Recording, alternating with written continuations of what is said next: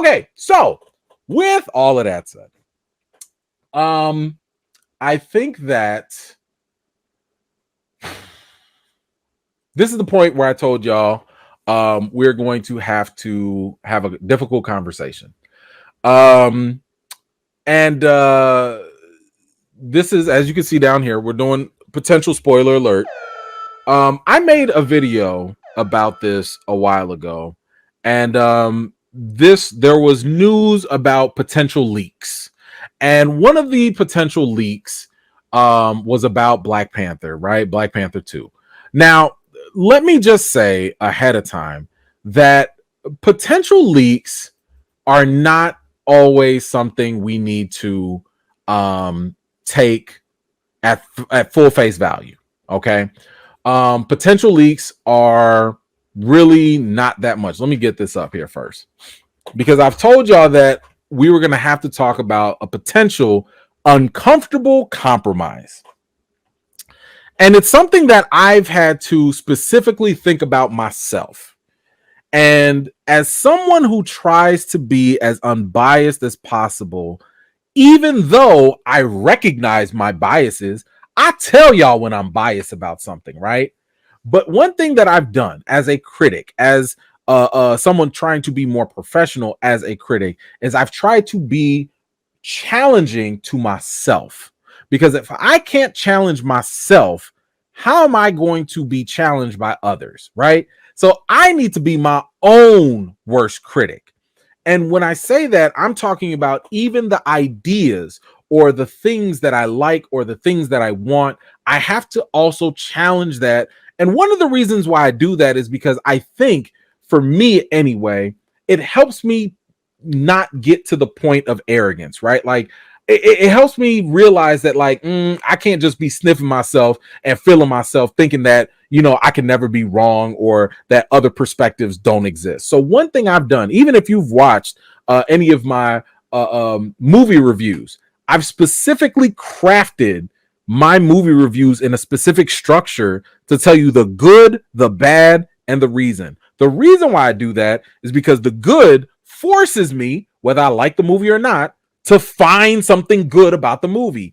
The bad forces me, whether I like it or not, to find something bad about the film. And the reason forces me to justify wherever I fall. So no matter how I feel about something, I've got to challenge myself and justify my position. Now, with that said, obviously, I'm pro Recast T'Challa all day. And again, if you are here just from the algorithm, please go check out the petition at change.org/Recast T'Challa. Now, one of the leaks that came out, and again, this is your last spoiler alert. So again, I don't know if this is going to happen or not. I'm not saying it's going to happen or not. Black Widows, leave me alone. I want to point out the fact that, let's not forget, in Doctor Strange 2, every insider and they mama confirmed and swore up and down that Tom Cruise was going to show up in Doctor Strange 2 as Iron Man. Let's not forget, we had leaks, we had images, we had all this stuff confirming that is what's going to happen. And what happened at the end of Doctor Strange? We ain't see a lick of Iron Man. Nothing happened. It was leaked. It was confirmed by all these sources, etc., etc. Didn't happen. By the way, I will say I did have a source that did confirm that other people have seen it and things were shot. But Marvel, as I've told you all many, many times, Marvel does whatever they want. And you know what that includes? It includes taking things out of films and putting things in at the very last minute.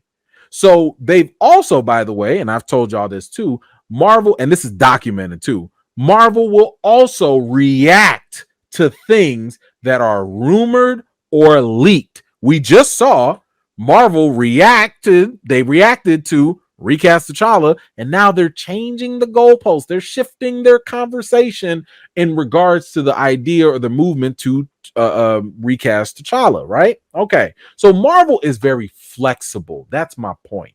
Marvel, they'll be like, "Ooh, people going there. All right, let's pivot somewhere else. Ooh, people are saying that. All right, we're not gonna do that. Let's also not forget."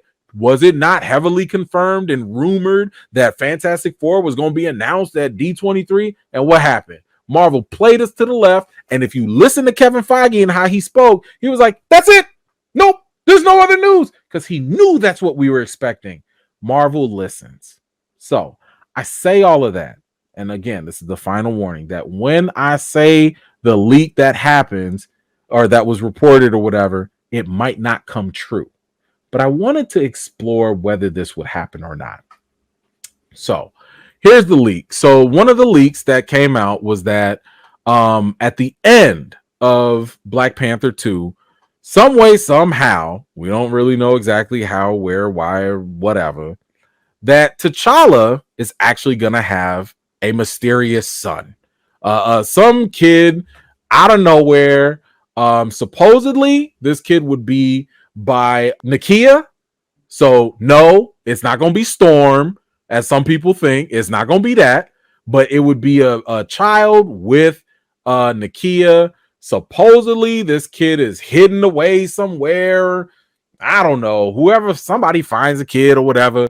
And if this pans out to be true, this would be the way T'Challa's legacy would be continued, supposedly. Now, I don't know. Some people are saying that this could be a T'Challa Jr. Let's just go with that right now, because I know some people are like, oh, but T'Challa had kids and it was Azurian. Yeah, that was with Storm. That was Storm ain't coming up right now. Right now, it's probably, if this is true, T'Challa Jr., and that's going to be the legacy. You've heard the interviews, by the way, where they say, oh, we hope this will honor Chad's legacy or continue his legacy. Maybe this is what is being referenced, as in this mystery kid is going to be it. All right. So the reason why I call this the uncomfortable compromise is because I wanted to address the pros and the cons of whether this ends up being true. If we do get a T'Challa Jr., is that a good thing or is it a bad thing? And I'm going to say it depends. And what I'm going to do is I'm going to give you guys, let's first go through the cons first, because I think a lot of people like negativity, because that's just how drama filled and thirsty we can be as a society. So I want to go through the cons first. And as I go through the cons, I just kind of want you to understand that I'm just saying, if you think this idea is a great idea, I want you to think about this. Again, I'm giving you guys the same way I think about stuff when I'm watching a movie: the good, the bad, the reason. Okay. So right now we're going to go through the cons, the bad, and then I'm going to go through the good. So here are the cons. The first thing that comes to my mind is, how long do we have to wait for this kid to grow up if they're born, right? If this is the case. Because if you think about it, if T'Challa does do something with Nakia, I think there's like only a certain amount of time that we can make this work. We know that Nakia and T'Challa dated before Black Panther, the first movie, which means that initial movie kind of sort of took place in 2016, because it took place right after Civil War. So 2016, maybe a year or two before that, so let's just say 2014, somewhere in there, maybe T'Challa might have dated Nakia, something like that, right? But according to what was going on at the time, Nakia, remember, before Black Panther started, Nakia was a war dog. She was a spy. She was out there in the world doing war dog stuff. So while T'Challa was learning how to be king and running around as the Black Panther, she was out there in the world doing her little, espionage stuff. I highly doubt she would have a child while she's out there risking her life as a war dog.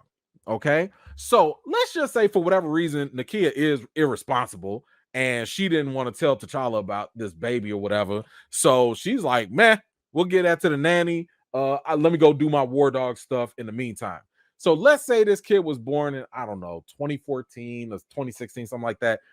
At most, this kid would be potentially 11 years old in 2025. That's when supposedly Black Panther 2 is going to take place after the blip. So if it takes place during that time and the kid was born in 2014 or whatever, and they're only like 11 years old, give or take, that doesn't really help very much, right? Because the kid at Black Panther 2 is going to be pretty young. But let's just say, I don't know, after the blip, when T'Challa comes back, because keep in mind, when Hulk brought everyone back, T'Challa returned. We saw him chilling with his family.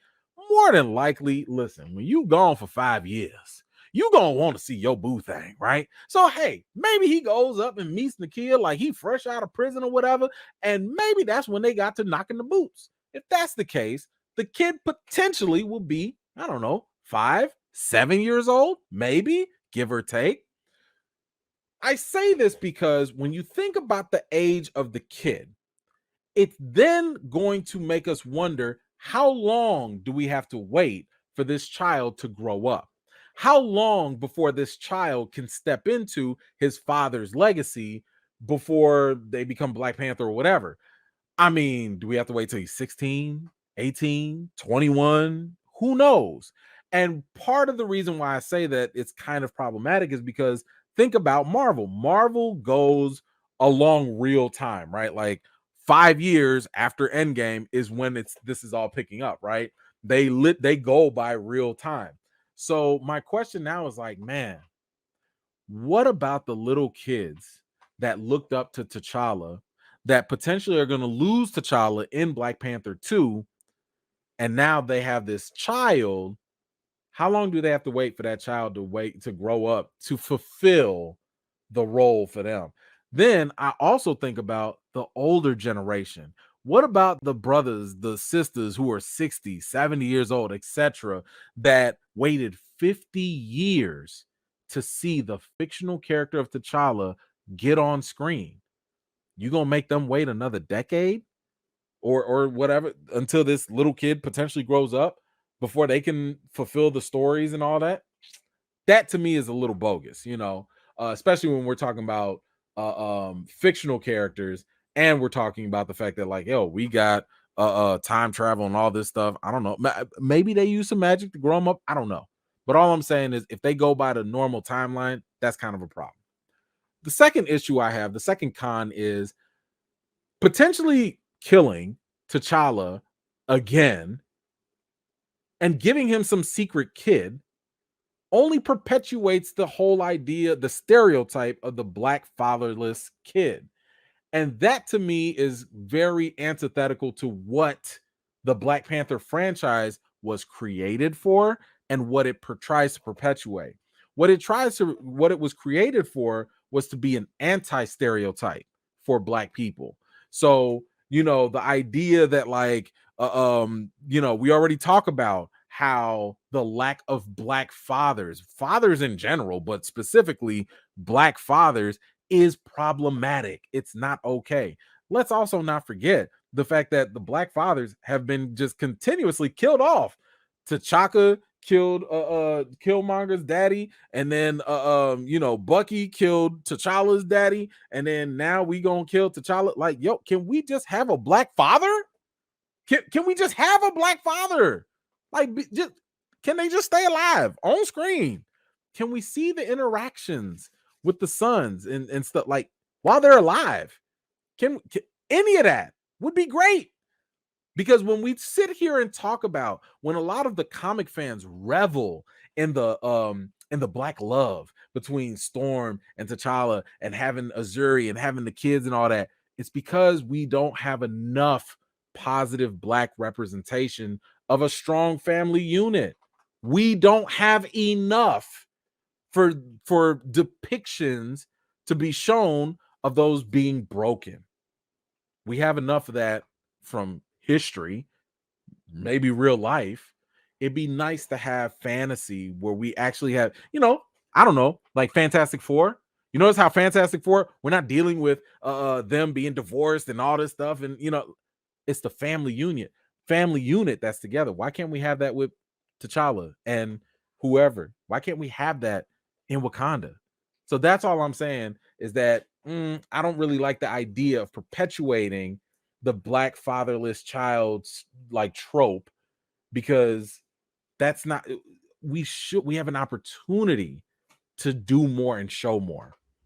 And I think the biggest con that I don't think a lot of people are thinking about is if you kill off T'Challa potentially and you give T'Challa Jr. like the next step up or whatever, what does that mean for Chadwick Boseman's T'Challa? Does it make his character a stopgap? Does it mean that, like, okay, we were telling the story of T'Challa, Chadwick passed away, terrible, pause, jump on over to T'Challa Jr. and continue, and that's great if you continue, but what does that mean for Chadwick's T'Challa? What does that mean for his character if you stop telling his story?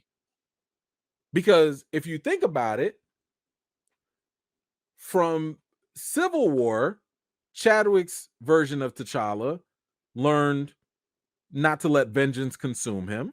Okay, that's a good personal battle. After all the strife with Killmonger and everything, he learned, by listening to black women, I'm gonna open up Wakanda. Okay, cool. He did a science division, put Shuri in charge, and the outreach program, put Nakia in charge of that. Did an international outreach thing. Great. He is helping people the way that Wakanda should have been doing. Cool. He did help with the fight against Thanos. I mean, Wakanda helped, but that's part of Chadwick's T'Challa's legacy. That's cool. He got Cap a shield. Get this man a shield. Like, that's great, But my problem is the fact that when you stop his story prematurely, and I understand real life got in the way, but I also understand that this is fiction and you can make up whatever you want. The reality of the situation is Chadwick's T'Challa has only been king for maybe 2, maybe 3 years, but he's been dusted for like 5. And the fact that you have him dead longer than he's been king, I don't think is a good way to honor that character, in my opinion. I don't think having the predominant theme with this character is to constantly use death. I don't think that's like a positive thing. I don't think that, because let's not forget, in the first Black Panther movie, he almost went over the river, the waterfall, and everybody thought he was dead. He kind of was. He was in that comatose state. He comes back. Okay, fine. Infinity War, he dies. And now potentially we're going to kill him again. Why does death have to be his whole thing? That's the legacy of his character. So again, this is the apprehension that I have if we're just going to say, okay, we're going to stop Chadwick's version. We got a son. It's all good now. I'm still looking at like, damn, that's how we going to leave Chadwick's version? Like that? That is the cons of all of it. And I think for a lot of people that are pro recast and all of that, I think a lot of you have also shared in a lot of these cons, or these concerns, I should say. So that's one side of it. This was one of the main reasons, even when I heard the potential leak, it made me just so infuriated, because I was like, what are you doing? But as I said before, I had to challenge myself. And by challenging myself, I had to sit here and think, what are the good positives here, potentially? Or in other words, what I had to ask myself was, what would make a T'Challa Jr. story work for me? And obviously, we can't have the best case scenario, because best case scenario is you can have a T'Challa Jr. as long as you still got T'Challa. You know what I'm saying? Like, that would have been best case scenario. but I'm trying to think of like what would be something I can live with, right? I don't have to like it, but I can live with it. There's a difference. So I want to talk about the pros. One of the pros of having a T'Challa Jr.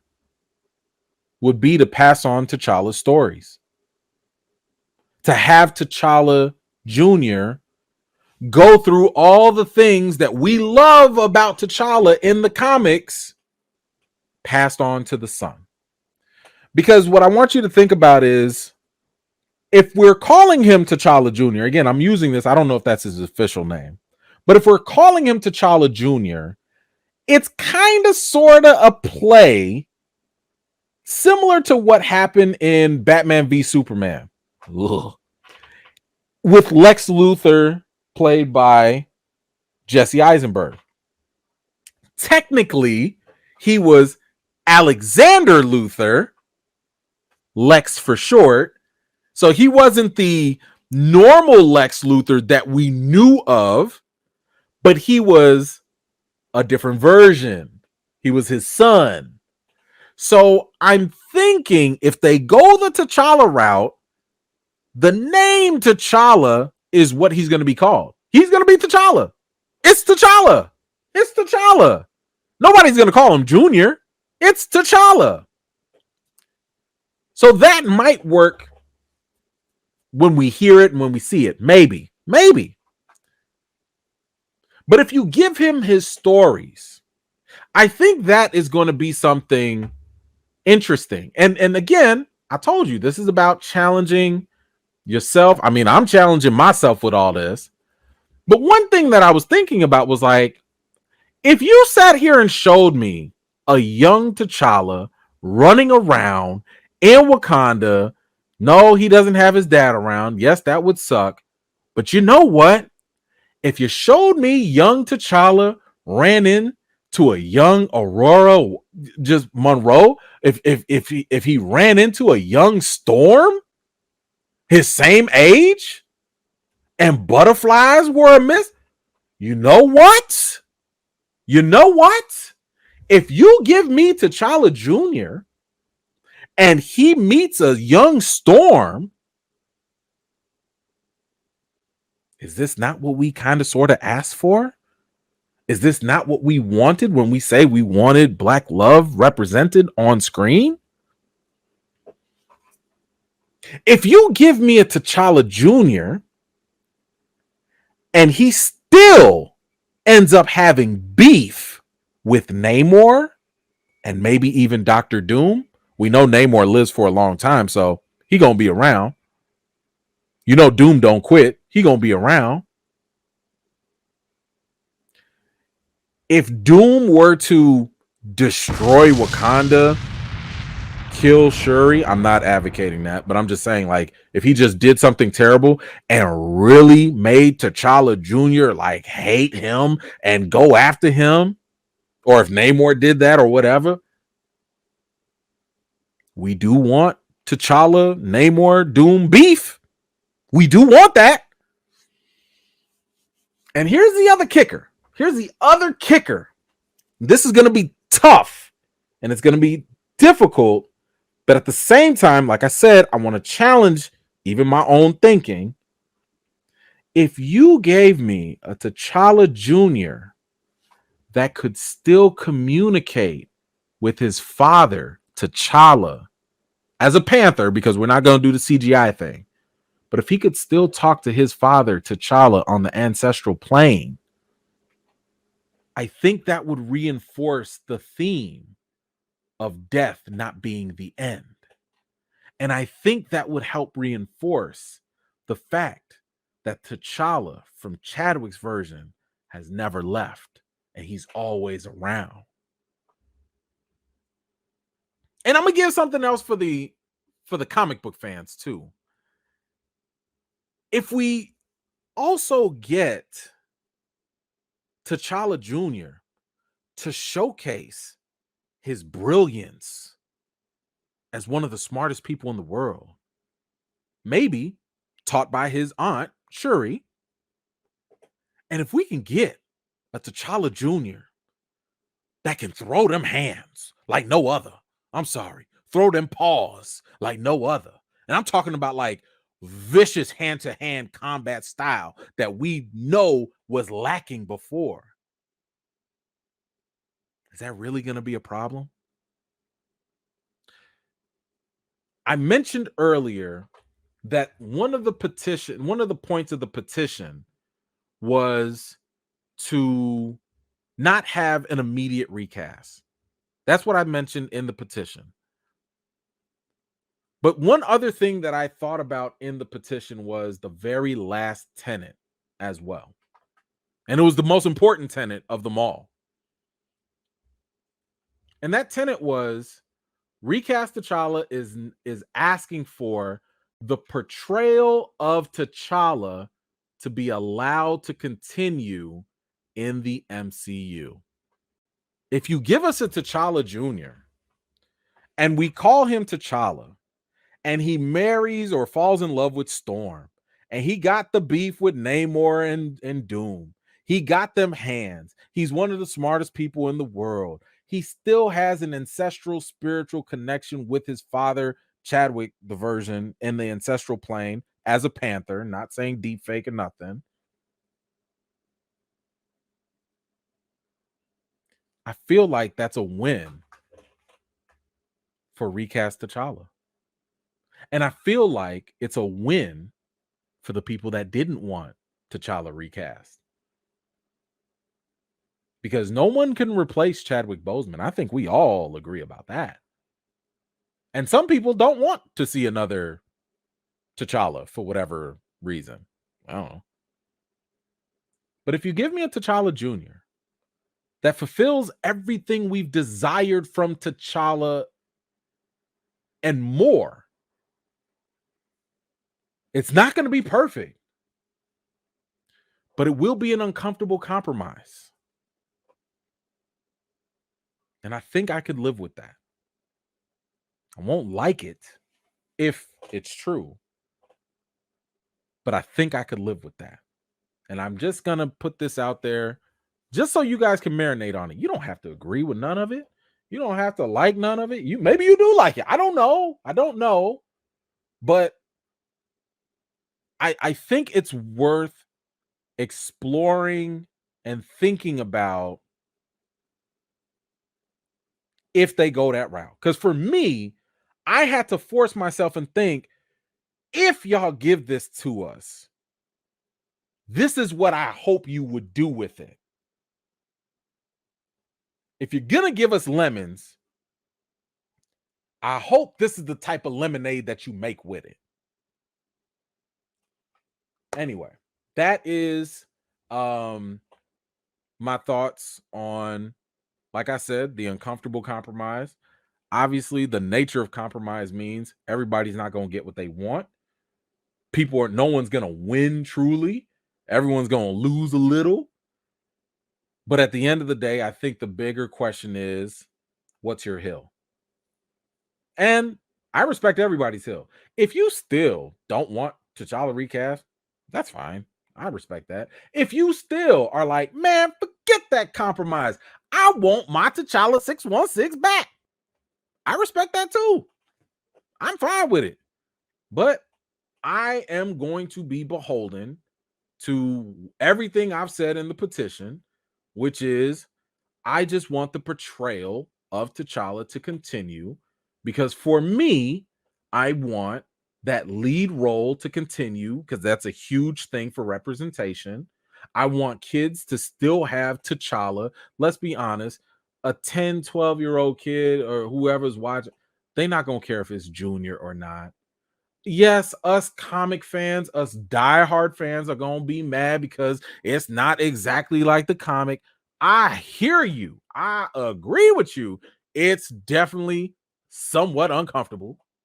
But at the end of the day, we're still getting Black representation. The kids are still hopefully getting a role model. And again, that's if, and I say this really emphatically, huge if this is the route they even take. Anyway, that's my thoughts about that. I hope that Maybe this opens up some eyes about it. Maybe it challenges some thinking. Maybe it changes some mind. If not, okay, whatever. I put it out there.